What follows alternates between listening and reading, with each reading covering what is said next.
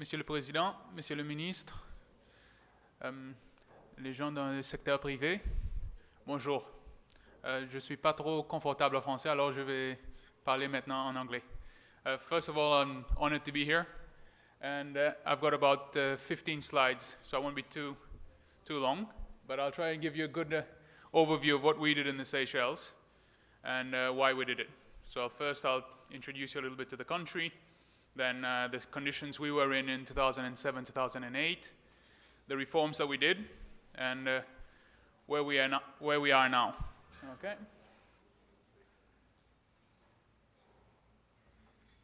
Okay, so from a physical perspective, we've got about 115 islands. We're just south of the equator, and we're quite small.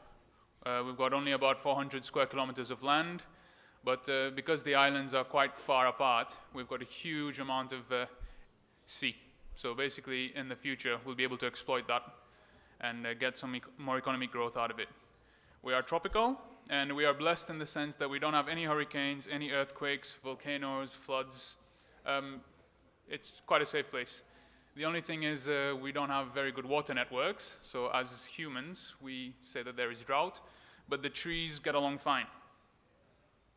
Politically, we've got a population of 90,000, of which most of them live on 3 main islands. And from a human development perspective, we're doing quite well. As of 2010, life expectancy was 73 years of age. We've got a literacy rate amongst a population greater than 10 years old of 94%, and 97% of households have electricity. And from an economic perspective, we're doing quite well in terms of the GDP per capita. It currently stands at 11,000 per head, and most of our foreign exchange is earned from 3 main sectors. The bulk of it is tourism. I'd estimate about 75% from tourism. Fisheries is a distant second, and then much smaller than fisheries is financial services. But we are trying to put a lot more effort into fisheries and financial services just to try and diversify in case the tourists stop coming or going to the beach stops being fashionable. Right, so let me just bring you up to speed on the economic conditions in the country in 2007, 2008. First of all, from a balance of payments perspective, we were not doing very well at all, right? We had a debt to GDP ratio of about 140%. We were taking loans to repay other loans, and I don't know if any of you have ever had that happen in your personal life, but it doesn't get you anywhere. It spirals out of control. We had a black market, so you couldn't get foreign exchange from the banks, and if you had to go buy it on the black market, you had to pay about twice the bank rate, which makes it really difficult for businesses. They can't import things. People have to queue if they want to buy anything from the shop. Queues for construction material, queues for rice, queues for cheese, onions. It's a nightmare. And we were eroding our reserves to try and fix the exchange rate, right? And in 2008, as it got worse and worse and worse, we couldn't get another loan to cover our debt repayments, and we defaulted on the first one. Ironically, this was just before the global financial crisis, and we defaulted on one of the loans to Lehman Brothers. So this was the first one that we stopped paying. And soon after, Fitch came in and they downgraded us to selective default, which means that we couldn't get any more loans. And we tried lots of things to get better, but in the end we were like, right, maybe we don't know. So we went to the IMF and we said, guys, would you be interested in helping us out? And they said, yeah, that's fine. So they came down and we started the route to reform. We set 3 main aims for the reforms. First was macroeconomic stability, second, sustainable debt, and the third was private sector development. And basically the logic was simple. If we could do really well on numbers 2 and 3, 1 would more or less sort itself out. So in terms of macroeconomic stability, we picked a date. So we defaulted in June. We gave ourselves about 4 or 5 months, and we said on the 1st of November 2008, we're just going to float the exchange rate. But, I mean, we tried fixing it for a long time. It wasn't working. So as of the 1st of November, the banks would decide how many rupees they wanted for a dollar. Now, the logic behind that was if it cost a lot for a dollar, people would stop buying the dollar, and you would prevent a run on the currency. Okay? Second one was to increase the primary surplus, so basically collect a lot of taxes, but reduce largely the expenditure that we were doing. And then the third was to introduce a social safety net, because basically politically it's very hard. The minute you float the exchange rate, things start becoming very expensive in shops because we import most things, and the poorest people, they won't be able to afford it. So basically, use the money that we're making from the primary surplus and try and target assistance to those who need it. In terms of sustainable debt, in 2009 we started engaging with all the creditors, and we presented two simple alternatives. Basically, we could try and squeeze ourselves and make payments to them for possibly 2 more years, right? Following which we would grind to a halt and they wouldn't receive anything. Or they could agree to take like they call it a haircut. Basically, we just reduce the payments to them, but we pay them with interest over a longer period. And we tried first with the Paris Club, and they were interested in listening to us. All this, of course, with the assistance of the IMF. And we were fortunate enough to get 45% write-off from the Paris Club. And once the Paris Club had done that, then other creditors started following suit, so some more bilaterals, and then in the end, even with the private sector creditors. So it worked quite well for us. Now, people don't just give debt write-offs because they have nothing better to do with their time. There were some strict conditions that we had to abide to, and parts of those were austerity. So basically, we had to cut government spending and maintain the primary surplus I mentioned one slide ago. And then we had to ensure that there was comparable treatment. So just because you were the last creditor that we visited in the line didn't mean that we could use the debt savings from the first 99 to pass on to you. And in terms of value, we managed to wipe off approximately $300 million of our debt. Now, our GDP is 1 billion, so a 300 million write-off is 30% of GDP, so it was quite remarkable. We were extremely happy with that. Right, so that was sustainable debt out of the way. Then we moved to private sector development. Now, this is possibly, along with floating the exchange rate, was the hardest for the politicians, for the government. The first one we did was to reduce the labor force by just under 15%. So it meant a lot of people. So about 2,000 people we called it the voluntary departure scheme. So basically, government approached you and said, how would you like to stop working for government? And there was a golden handshake agreement where you get 6 months salary, but effectively we just wanted to reduce the number of people on the payroll so that over the coming years, there'd be less expenditures in terms of salaries. The added benefit was the people who were laid off also got reskilling, so they could go work in tourism, and they could even start their own businesses. We also removed price control. So before November 2008, whilst the black market grew and grew in prominence, government tried to control prices. So we'd go into shops and we'd say, okay, so you're only supposed to sell a kilogram of onion for $1. You're not allowed to do it at $1.10. Things like that. So we removed that. We said, look, if anybody wants to import onions, it's fine. Go for it, and you sell it for as much as you want. So in the first few months, it does hit inflation. Our inflation in November was 25% month on month. So it was really harsh, but after a few months, there were many people importing, and then prices started going down. The third thing that we did was to remove certain subsidies and to liberalize imports, as I just mentioned. So in terms of removing subsidies, the logic is universal subsidies cost a lot because you're giving subsidies to people who do not actually need it. And if we were able to remove them, so we removed them on public transportation, we removed them on key elements of food, so rice, onions, sugar, There were 14 items that we were subsidizing, so we stopped subsidizing them. And then we told people that they could go to, we called it the Social Welfare Agency, and they were means tested. So you just come with your pay slip, you say, okay, my household has 2 adults and 3 children. We take a look at what should be your expenses for that size of household, and if there's any difference between what you earn and what the Social Welfare Agency thinks you should spend, then you get the difference.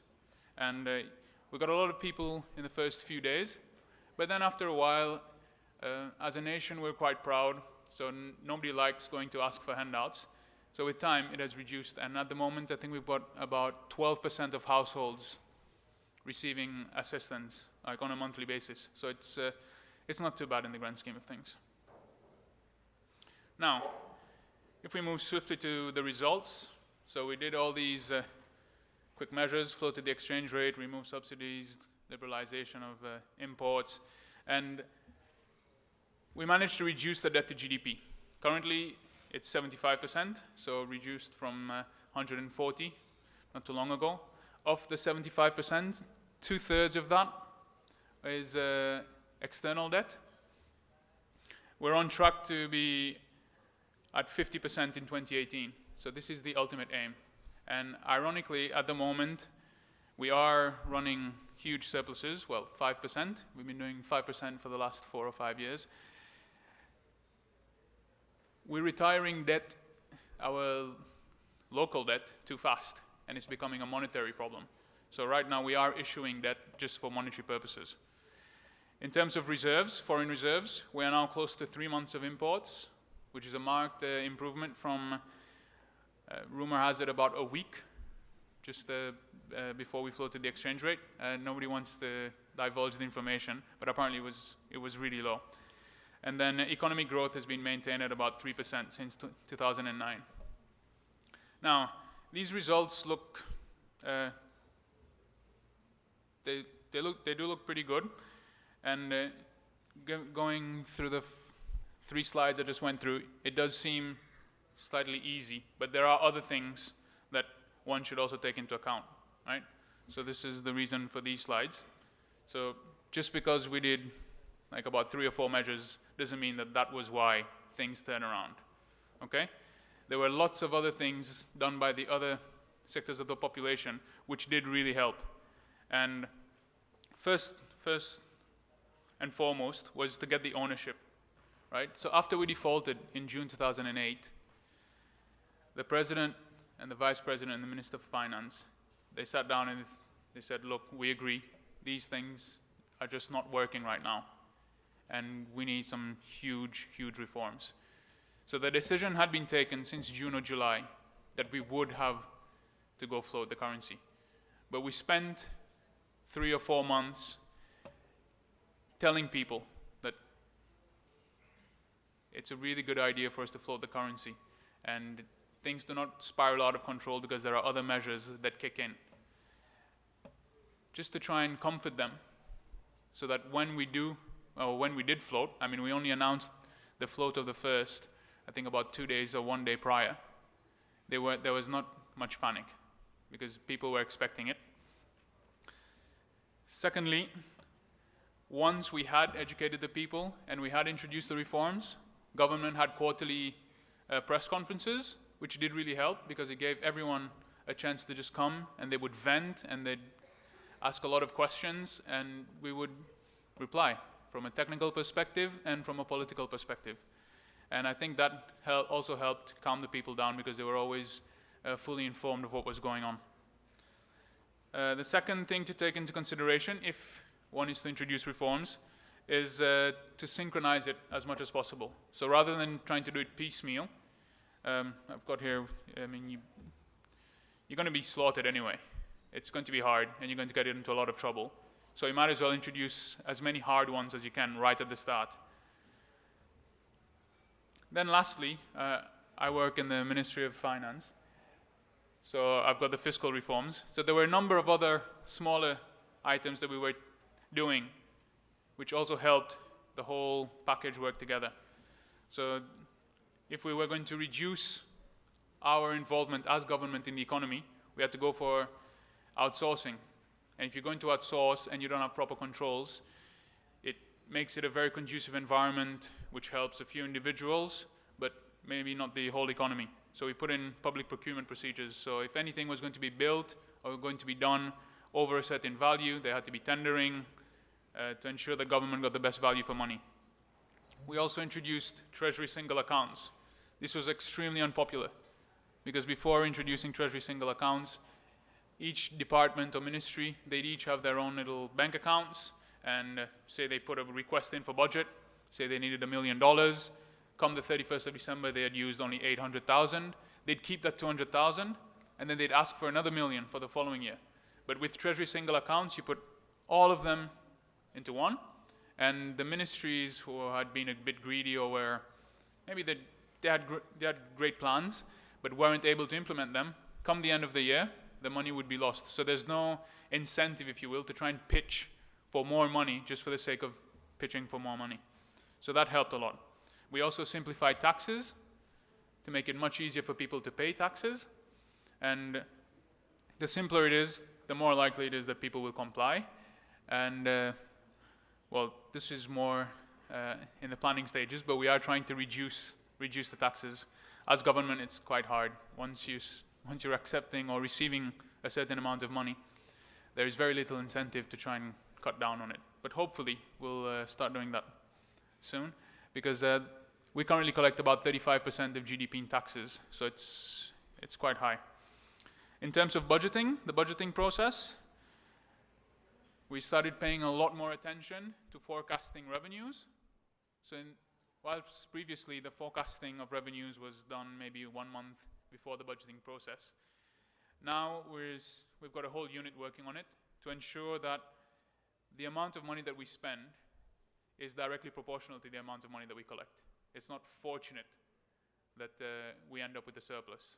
It's done, it's planned, so all the activities happen well. We don't have spikes and troughs. And then lastly, one key reform, I'm not too sure what the state-owned enterprises are like in Haiti, but in Seychelles we had a few that were huge, like we had a national airline that was quite big, and each time it made a loss, this was just, they just come to the Ministry of Finance and go, oh, by the way, we're losing about $10 million if you don't mind pitching in. And this was causing a lot of disturbance to the monetary sector and to our budget. Lastly, there were some other occurrences that were down to, some would call it fate, some luck, some may even think it's to do with God, right? And this was the fact that whilst Europe crashed, we were able to entice the Gulf companies, the Emirates Airline and Qatar Airways. They started flying to Seychelles, and they're doing it at the moment, we've got 3 or 4 flights a day. So even if the economy was not doing so well in Europe, where at the time 75% of our tourists came from, the increased flights meant that it became almost Emirates' problem to fill those seats. And they did so. They dropped their rates, and we still got people coming in. And as I stand here, this year, on a year-to-date basis, we're at 19% increase in arrivals. So we are extremely fortunate. And this increase in tourism is what has helped keep our heads above water over the last 5 or 6 years. The second point was the building of, we call it the palace back home. There's the Sheikh who's in charge of the United Arab Emirates, Sheikh Khalifa, and he started building a palace soon after we floated the rupee. So aside from tourism, things were a bit bad, but he came in and built a palace which is worth an estimated, apparently, $400 million. But basically all the activities around the building of his palace meant that everyone kept employment. So yeah, we're grateful to him for that. And then the evolution of the price of oil. Just before we floated the rupee, oil went to, I'm sure most of you remember, that's when it went to about $147. So as government, we said to everyone, we said, look, see how much it's costing us to import oil? We can't fix the rate of the rupee anymore. We need to float it. And then soon after we started floating it, the international price of oil came down. So even if the exchange rate had gone up 100%, Oil had fallen from 147, I think it went to about 35 at one point, or 40. But it really helped because fuel at the pump only increased by about 75 or 80%. And we were very fortunate for that. And then one last thing which helped government largely with the reforms was that we had tried virtually everything, and it had failed. We had hit rock bottom. At one point, we were controlling people at the airport. So you were only allowed to leave the country with $400. It didn't matter if you were leaving the country for medical reasons, for a holiday, whether you were going for 2 weeks or 6 months. It was $400. So people have gotten sick of that. People have gotten sick of queuing up to get wood to redo their roofs. People are just tired of anything that we had done. So when we introduced these reforms, hard though they were, we had the people and the private sector on our sides because they could see where we were trying to go with that. And the last thing that I would like to say to you is that if Haiti would like to do reforms, mainly you have to bear in mind that reforms are hard. Reforms need everyone. The government can't decide on its own that it will single-handedly implement reforms. They take time, especially the second generation. The first generation reforms that I just spoke about, they were done by around 2010. Now we're in the second generation. That's when you start having to move on to people's comfort zones, and they don't like that. So reforms take time, and they're hard, but at the end of the day, they are worth it. And I'd just like to thank you for listening, and I hope it's been helpful.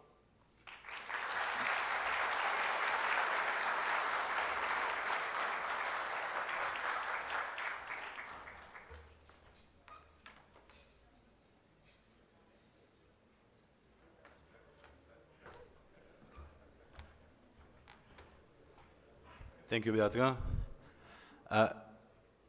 Certaines des réformes dont a parlé Bertrand Bell ressemblent beaucoup à ce que nous avons vécu en Haïti durant ces 20 dernières années, les remèdes de choual du FMI, et qui n'ont pas beaucoup donné comme résultat, malheureusement ici, à part la stabilisation de notre taux de change, qui n'est pas vraiment une bénédiction, et parce que ça tue l'exportation. Et je vais inviter maintenant Ali Mansour, secrétaire aux finances de l'île Maurice, à venir nous faire sa présentation. Et ensuite, si vous avez des questions, vous pouvez les leur poser aux deux. Je ne sais pas si le président voudra dire quelques mots, mais naturellement, le micro lui est ouvert. Ali Mansour.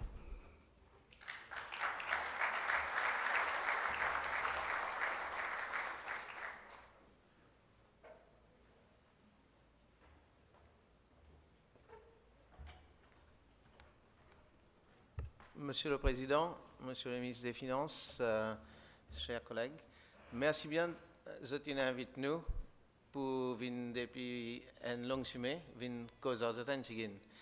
Si possible, moi c'est cause Tantigin en créole, mais c'est difficile pour suivre nous car cause en français. Mais si OK, nous continuons, sinon, mais si vous préférez nous venir en français, vous signal, nous êtes les flammés. Bon. Moi, je pense qui est beaucoup plus intéressant, c'est une question qu'ils ont envie de poser. Donc, je prends une présentation là, il est en anglais, je prends une analyse, je consulter, mais je prends une très bref flow présentation là et laisse le temps pour demander une question. Mais avant de rentrer dans la présentation là, je raconte une histoire. Et là, une princesse qui gagne un joli bisou avec son papa quand il est zen. Quand il grandit, un oiseau venu coquin ce bisou. Bien chagrin, ce papa dit il vous donne une grande récompense qui réussit trouve sa bisou là. Un colporté avait passé dans des 3 jours après, il trouve bisou dans la rivière. Il est bien content, il sautait, rôde gagne bisou, gagne juste la boue. Après un temps, c'est gagne bisou, ça coûte comment il arrête, retrouve bisou, quand il rôde trappe bisou, gagne la boue. Après un temps fatigué, il rentre la case. Le lendemain revenu, retrouve bisou, rentre dans la rivière, par ici. Découragé, rentre la case. Troisième jour, le temps est venu, il retrouve bisous, il dit, moi-même pas pour essayer, pas pour la peine. Mais un vieux bonhomme, assis au bord de la rivière, il dit, tu paraît tracassé, qui problème? Il dit, get ça bisou là, et il a une grande récompense, non, mais ça coûte mon de gagner, il gagne juste la boue.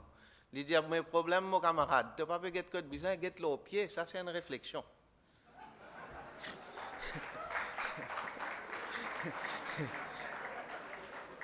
Alors, ici, nous période de croissance.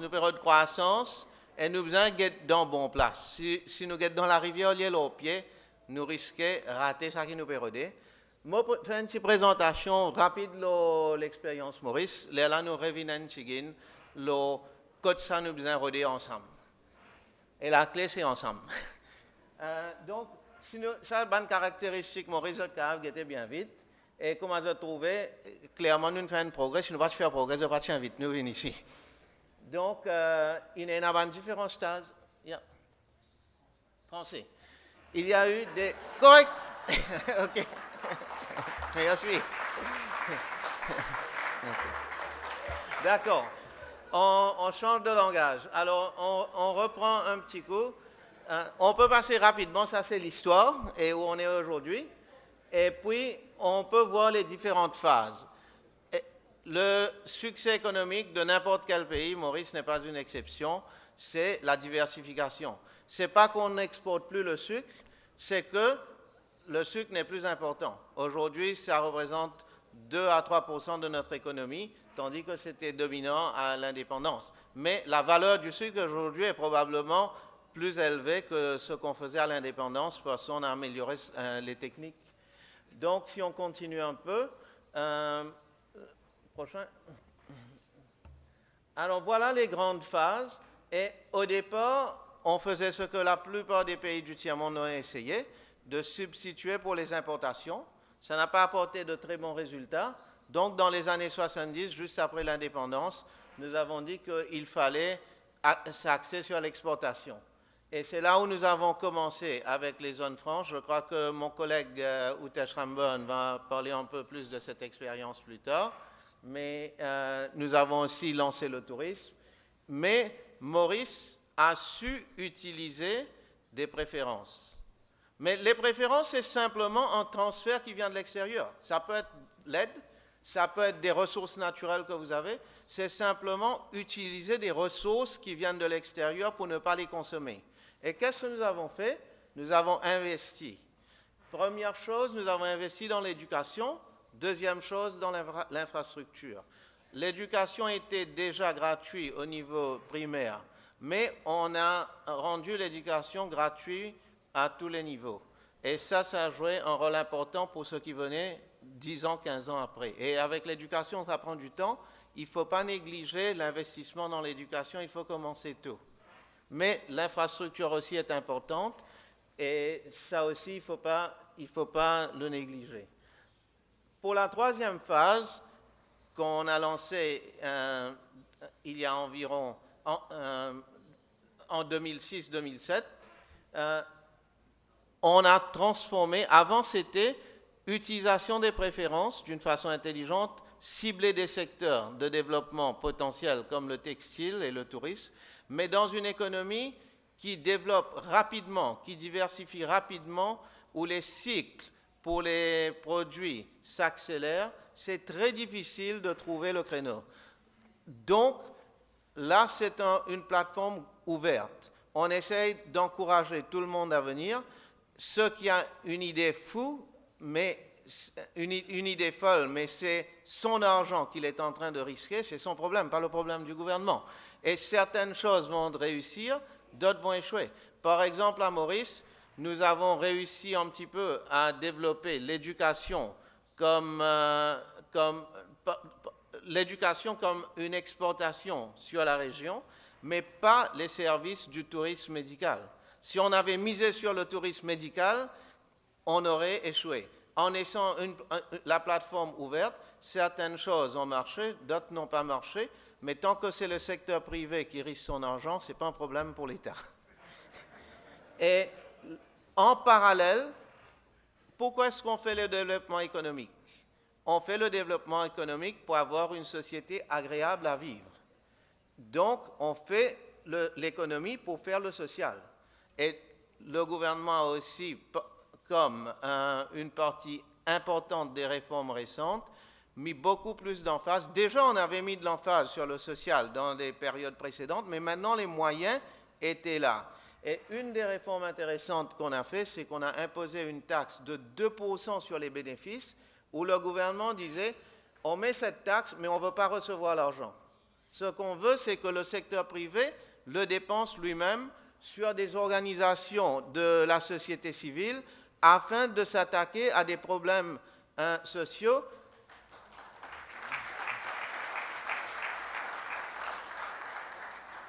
que les fonctionnaires trouveraient très difficiles à résoudre. Donc, c'est axé en grande partie sur la lutte contre la pauvreté, mais ce n'est pas juste la pauvreté, il y a l'exclusion, il y a aussi des problèmes, par exemple, le problème des femmes qui sont battues ou le problème des enfants qui sont abandonnés, qui sont des problèmes où les fonctionnaires peuvent très bien faire un bon travail, et ils le font dans la plupart des pays, sur ce que j'appelle des situations normales.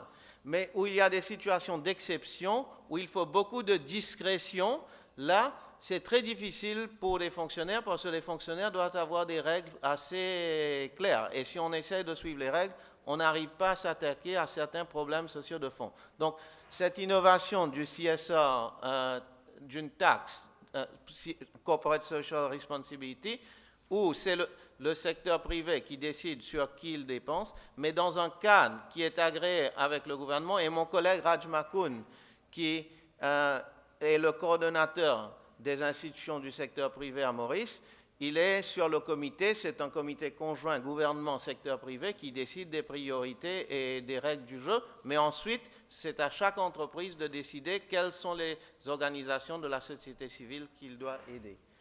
En parallèle, petite île, on ne peut pas avoir un développement qui néglige l'environnement. Mes chiffres ne sont peut-être pas exactement valables, mais quand même une idée à peu près exacte, c'est que le Montana, il y a un siècle, était, je crois, le 2e ou 3e État le plus riche aux États-Unis. Aujourd'hui, je crois qu'il est parmi le 4e le plus pauvre. Qu'est-ce qui s'est passé? Il était très riche pendant une certaine période parce qu'il a surexploité son environnement. Et puis, quand il n'y avait plus rien à exploiter, donc on ne pouvait pas continuer, et c'est pour ça qu'aujourd'hui, ils sont pauvres. Relativement, évidemment, dans le contexte des États-Unis. Donc, pour Maurice, une petite île, le développement durable est important, et c'est pour ça que notre Premier ministre a lancé lui-même une initiative qu'il appelle Maurice Île Durable, où on essaye de mettre beaucoup d'emphase sur une croissance qui est durable et où on met beaucoup d'accent sur l'énergie renouvelable, mais en même temps la protection de l'environnement tout en soutenant une activité économique. Et l'autre élément, le gouvernement ne crée pas de richesse. Le gouvernement ne peut que créer un cadre réglementaire où le secteur privé peut créer cette richesse. Mais c'est important aussi qu'il y a une démocratisation de cette création de richesse. Et c'est là où nous avons fait des efforts pour encourager l'émergence des petites et moyennes entreprises. Ça ne peut pas être que les grandes entreprises qui bénéficient. Et là aussi, nous avons travaillé en étroite collaboration avec le Joint Economic Council, qui est l'équivalent du forum ici. Et Raj joue un rôle important où il co-préside avec des fonctionnaires à différentes instances, où l'objectif, c'est certainement, il faut soutenir les grandes entreprises établies aussi, parce qu'eux aussi, ils ont un rôle important dans la création de la richesse et dans la création d'emplois. Mais il faut aussi lancer l'initiative d'une façon plus généralisée et encourager les petites et moyennes entreprises d'émerger. Et là, je crois que le Joint Economic Council a joué un rôle important à être un lien entre le gouvernement et ces entreprises. Donc, si on continue, alors, si on voit les zones économiques à Maurice, où Tej va en parler plus, c'était beaucoup plus un concept qu'une zone physique.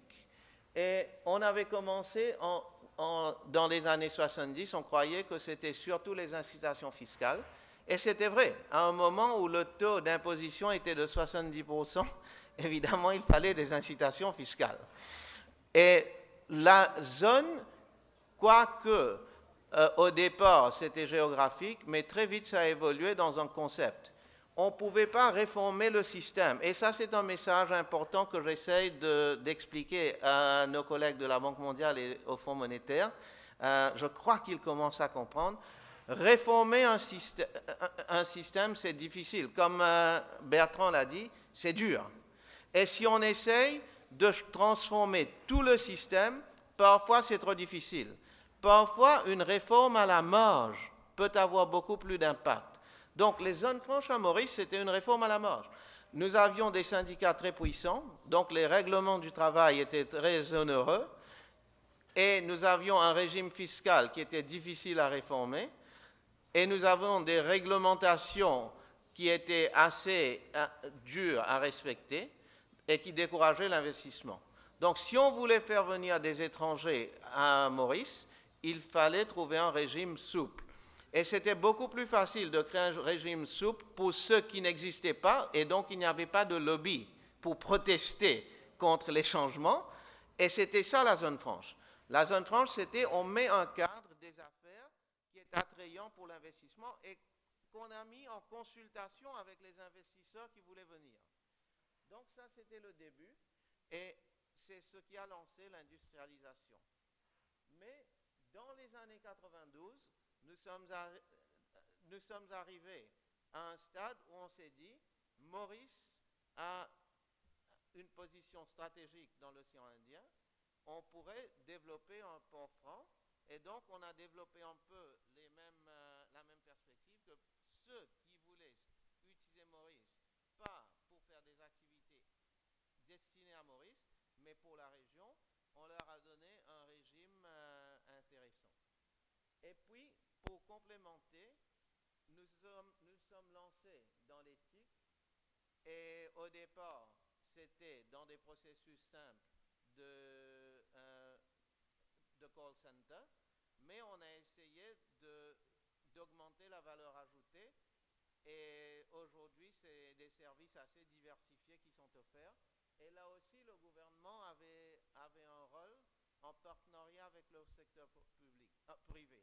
Pour commencer, nous avons donné des subventions à travers la création d'une zone où le coût d'investissement initial était subventionné par le gouvernement. Le terrain était donné sur bail, mais à des prix très incitatifs. Nous avons aussi construit un premier bâtiment, donc les entreprises qui voulaient venir ne devaient pas investir beaucoup, surtout dans un secteur comme les TIC, c'est les services. Ils ne veulent pas investir, ils sont disposés à payer une location. Mais on leur a donné un cadre incitatif intéressant, et ensuite ils se sont lancés. Nous avons aussi offert les terrains à des développeurs qui voulaient développer les terrains pour ce secteur. Et le résultat, c'est qu'aujourd'hui, il y a une cybercité qui a émergé, qui couvre non seulement l'éthique, mais aussi le secteur financier. Prochain. Ce n'est pas la peine d'entrer dans les détails, mais grâce aux efforts qui ont été faits, j'insiste, les Seychelles font beaucoup mieux que nous sur les indicateurs humains, et nous devons essayer de voir un petit peu qu'est-ce qu'ils font mieux et comment ils font mieux que nous. Mais en général, ce n'est pas juste les indicateurs économiques qui nous intéressent, c'est aussi les indicateurs sociaux. Et donc, si nous prenons une série d'indicateurs, nous essayons d'utiliser les indicateurs. Les indicateurs ne sont pas là pour dire qui a gagné la course. Les indicateurs sont là pour nous dire où nous sommes faibles. Et là, beaucoup de choses sont cachées. On voit un rang final. Mais Maurice peut-être fait bien parce que nous sortons 5e dans chaque course. Il y a 20 indicateurs, nous sommes 5e partout, donc nous sommes premiers. C'est comme ça qu'on gagne le décathlon. Mais ça veut dire que nous avons beaucoup de possibilités d'améliorer.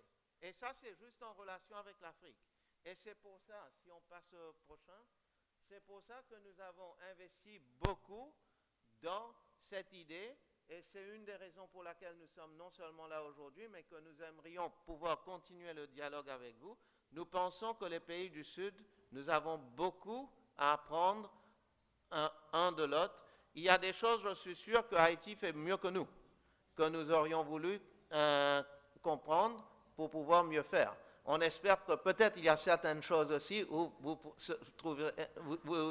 penserez que serait intéressant pour vous de voir un peu ce que nous avons fait. Et ce que Bertrand avait dit dans sa présentation, la troisième, il a dit « how ». C'est pas juste « what », c'est le « how » qui est important.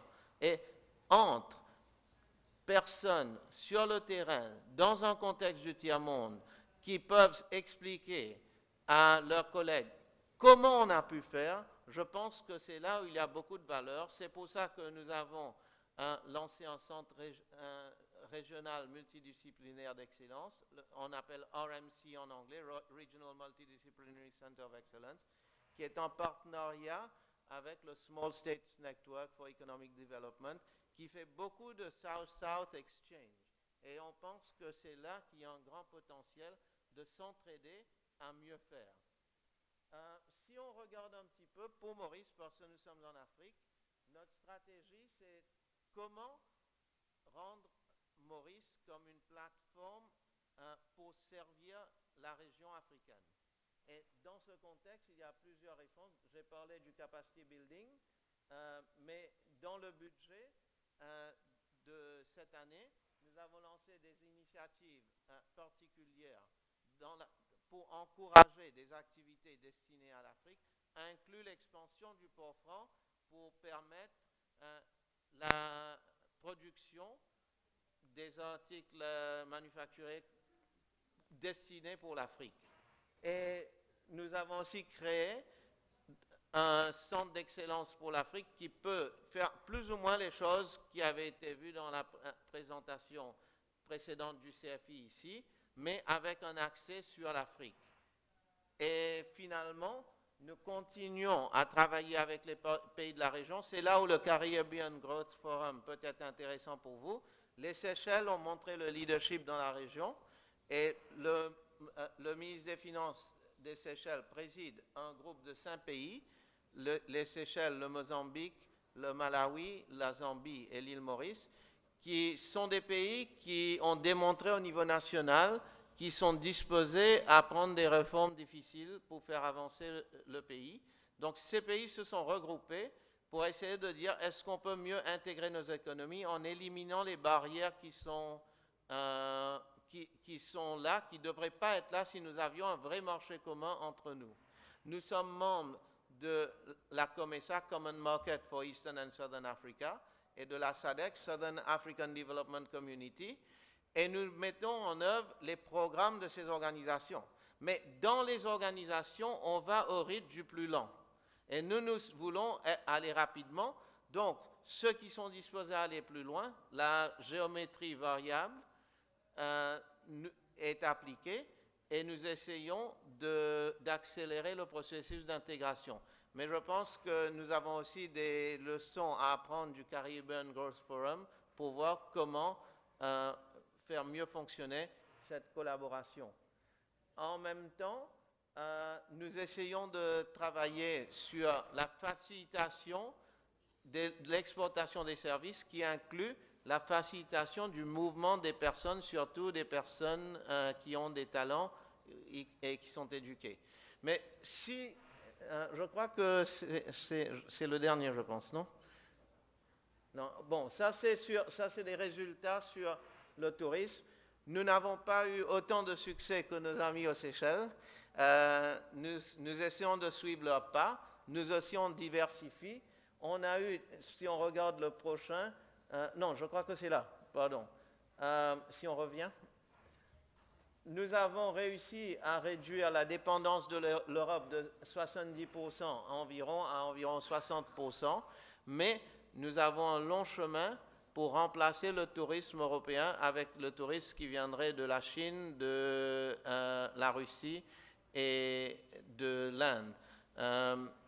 Donc, cette diversification est en train. mais nous devons là aussi voir un peu comment les Seychelles ont fait pour réussir, où nous pataugeons un petit peu. En termes de... Mais quand même, la diversification commence à porter ses fruits. Et si on regarde un petit peu le prochain, c'est un petit peu les différentes réformes qui ont été faites. J'ai parlé de plusieurs. Je voudrais parler un peu du système fiscal. Le système fiscal est très important si on veut avoir une incitation à l'investissement. Et une des choses qui nous a beaucoup aidé, c'est de grandement simplifier le système des impôts. Que ce soit les impôts au niveau des sociétés ou des individus, nous avons un taux uniforme de 15%, mais ce qui est beaucoup plus intéressant,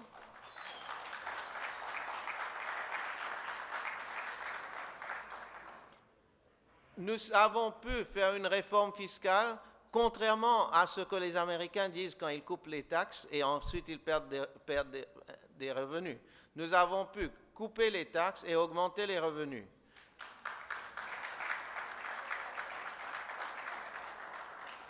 Et comment est-ce qu'on l'a fait? Les gens regardent le taux, mais le taux ne dit presque rien.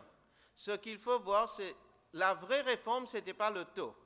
La vraie réforme, c'est que nous avons pris toutes les déductions que les riches pouvaient, avec des comptables et des avocats, demander au gouvernement de les donner dans toute légalité. Je ne parle pas de l'évasion fiscale. Je parle des bénéfices qu'un système complexe offre à des gens qui ont l'argent pour se payer quelqu'un qui les conseille comment les obtenir. Alors nous avons pris toutes les déductions qui étaient réclamées par tous les contribuables, nous les avons divisées par contribuable et nous les avons redonnées à tout le monde. C'est-à-dire que les personnes les moins aisées au bas de l'échelle, qui ne peuvent pas se permettre un comptable, automatiquement ont le bénéfice du travail de tous les comptables des années précédentes. Le résultat de cette réforme, c'est que nous sommes passés d'un système qui sur papier était progressiste, mais en effet était régressif, à un système qui est vraiment progressif. Avant, dans la première tranche d'impôt, les contribuables payaient 10% de leurs revenus. Et tout comme Warren Buffett, qui paye moins que sa secrétaire en pourcentage de ses revenus, c'était la même chose chez nous. La tranche supérieure, où la taxe était supposée être à 35%, eux, ils payaient la moitié de ce que ceux dans la première tranche payaient. Dans la première tranche, avec moins de revenus, on payait 10% de ses revenus en moyenne. Dans la tranche supérieure, où on était supposé payer 35%, on payait que 5%. Après la réforme, avec la redistribution, et cette différence, c'est l'utilisation de toutes les déductions tout à fait légales que les gens qui ont de l'argent peuvent s'offrir. Donc, en redistribuant ces déductions, ce qui s'est passé, c'est que ceux qui payaient 10% aujourd'hui ne paient rien. Les déductions que les riches avaient avant, qui sont passées chez eux, les ont enlevées de la nécessité de payer de la taxe. Par contre, ceux qui sont dans la tranche supérieure, aujourd'hui, ils payent 12% de leurs revenus, qui est quand même un impôt enviable dans la plupart des pays.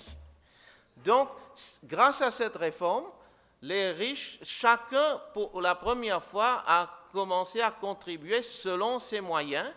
On a libéré beaucoup de personnes de la classe moyenne, surtout les lower middle class, qui ont été libérés du fardeau du fisc, mais ceux qui avaient la capacité de le faire ont été demandés à faire un effort supplémentaire.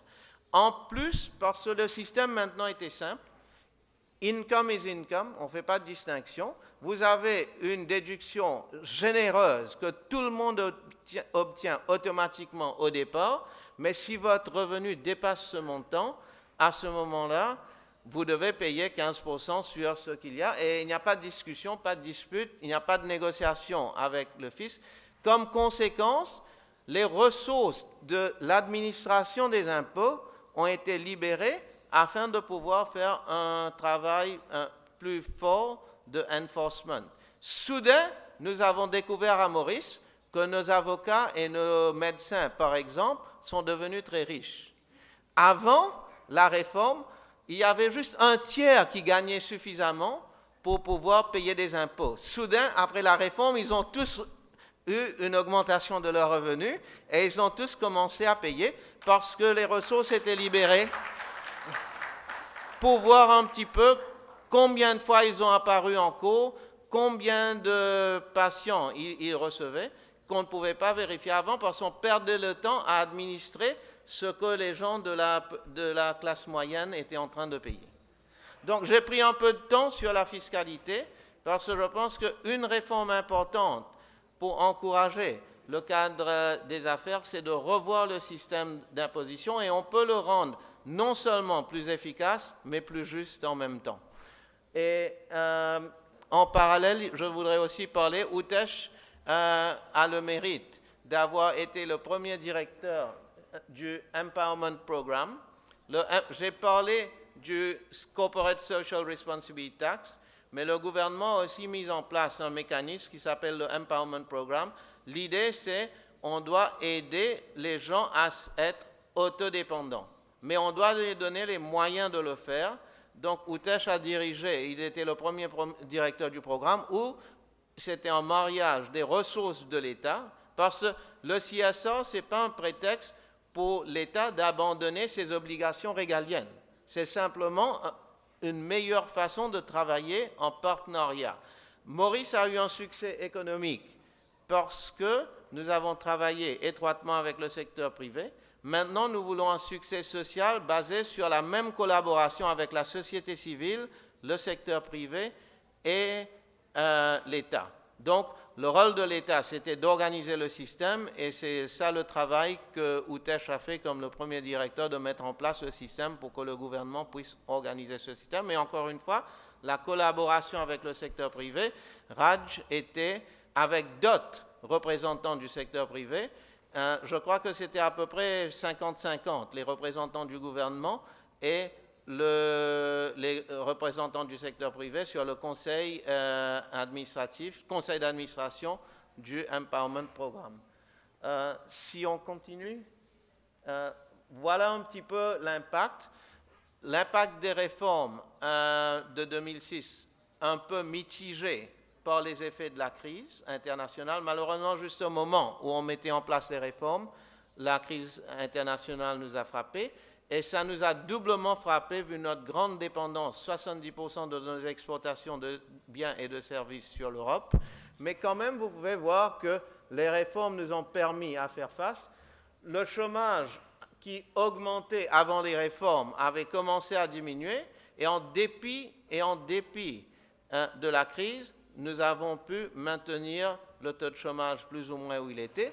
Le taux de croissance qui était en chute libre avant les réformes a repris, et bien sûr, ça a pris un coup avec la crise. Vous pouvez voir en 2009 que ça tombe, mais on a pu stabiliser pour quand même maintenir une croissance dans cette période. Et les exportations, voire mieux, les exportations, eux, ils ont eu une réponse positive. Et de l'autre côté, amélioration des finances publiques, tout comme aux Seychelles, nous avons contrôlé les dépenses, nous avons fait des réformes budgétaires importantes, nous avons commencé à demander la question, le budget c'est pourquoi? Le budget c'est pour assurer le développement économique. Donc nous avons mis en place un système, et c'est un travail qui est en cours, c'est un travail qui n'est pas complet, mais nous avons essayé de mettre en cours un système pour dire chaque ministère doit essayer de réfléchir qu'est-ce qu'il veut comme résultat dans 10 ans. Et en fonction de ce qu'il veut accomplir dans 10 ans, quels sont les services publics qu'il doit améliorer sur les 3 ans à venir. Et s'il ne peut pas répondre à ces questions, on ne leur donne pas des ressources additionnelles. S'ils veulent des ressources additionnelles, ils doivent pouvoir répondre à ces questions. Et ça commence, mais en se posant la question, qu'est-ce qu'ils veulent accomplir, ils ne le font pas seuls. Ils le font, comme avait dit Bertrand dans le contexte des Seychelles, les réformes doivent être faites en consultation avec tout le monde. Donc, chaque ministère doit mener des consultations avec ses stakeholders pour voir quelles sont les priorités, mais grâce aux réformes budgétaires, au minimum, nous sommes le ministère des Finances et du Développement économique. Comme ministère du Développement économique, on veut dépenser pour le développement. Comme le ministère des Finances, on ne veut pas dépenser si on ne sait pas sur quoi on dépense. Donc, au minimum, on a pu contrôler les dépenses, parce que quand les gens ne peuvent pas justifier ce qu'ils veulent faire, on ne les donne pas. Plus la réforme fiscale, ça nous a permis donc à réduire la dette publique. Mais comme ministère du Développement économique, on veut encourager la réflexion. C'est là où nous avons réussi notre tâche comme ministère des Finances. Nous n'avons pas encore réussi notre tâche comme ministère de Développement économique à avoir une vision nationale de ce que chaque ministère veut accomplir et donc mobiliser les ressources afin d'y arriver. J'avais dit au départ qu'il faut savoir où est l'ordre. Derrière tout ce que j'ai dit, j'ai déjà parlé en passant de la collaboration entre le gouvernement et le secteur privé. Mais je pense qu'au fait, c'est ça qui a été la clé du succès. La clé du succès, c'est que premièrement, le secteur privé s'est organisé pour pouvoir parler d'une seule voix. À l'intérieur du secteur privé aussi, il y a beaucoup d'intérêts divergents. Donc, on doit avoir une réconciliation de ces positions. Et là, le Joint Economic Council, qui a été créé juste au moment de l'indépendance, a joué dans toute notre histoire économique un rôle important. Mais deuxièmement, un gouvernement doit être en partenariat avec son secteur privé si on veut développer le pays. Chacun a des intérêts divergents, mais la question c'est est-ce qu'il y a suffisamment d'intérêts en commun qu'on peut trouver une entente. Et je prends un exemple très concret. Pendant la crise, le gouvernement était très préoccupé à éviter que le chômage augmente. Le secteur privé était très préoccupé par l'impact de la dette que beaucoup d'entreprises avaient à faire face, qui, avant la crise, ils avaient suffisamment de revenus pour pouvoir payer, mais avec la crise et la perte des marchés, rendait la vie difficile. Donc, on a trouvé un package où on a mis en place un National Resilience Fund et Raj est coprésident avec un fonctionnaire du gouvernement d'un mécanisme pour évaluer les demandes d'assistance en termes de restructuration de la dette, où le gouvernement, pour encourager les banques, encore une fois, c'est une collaboration. Si l'entreprise elle-même est disposée à faire des efforts, soit en termes de couper leurs dépenses, inclus ne pas payer des dividendes et réduire ce que le management reçoit, ou s'ils sont disposés à mettre plus d'argent dans leur propre entreprise, c'est une des préconditions. Deuxième, si les banques sont disposées à financer à 40%, donc 20% de l'effort doit venir de l'entreprise, 40% des banques, à ce moment-là, le gouvernement aussi met 40%.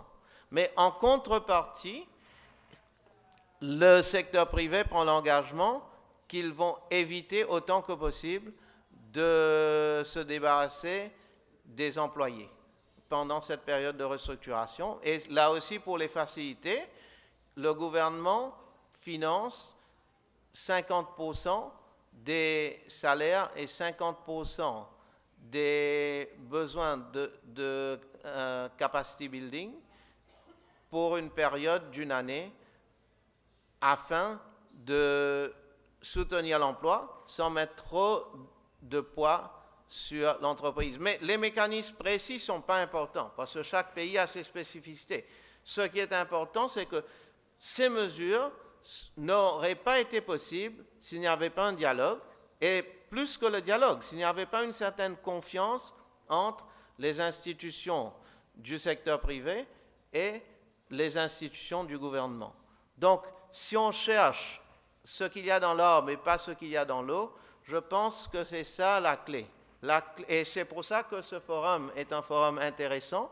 Le mécanisme que le Caribbean Growth Forum met en place, ce qu'essaie de faire le CFI, vous avez tous les éléments pour réussir. Maintenant, ce qu'il faut, c'est trouver les bonnes personnes dans le gouvernement, au niveau des fonctionnaires et dans le secteur privé, afin de mener à bien ce dialogue et puis de partir du dialogue au Caribbean Growth Forum pour prendre des engagements précis sur les choses qui doivent être faites. Et j'espère qu'il n'y aura pas trop de cartons rouges dans cette affaire, on verra plus du vert.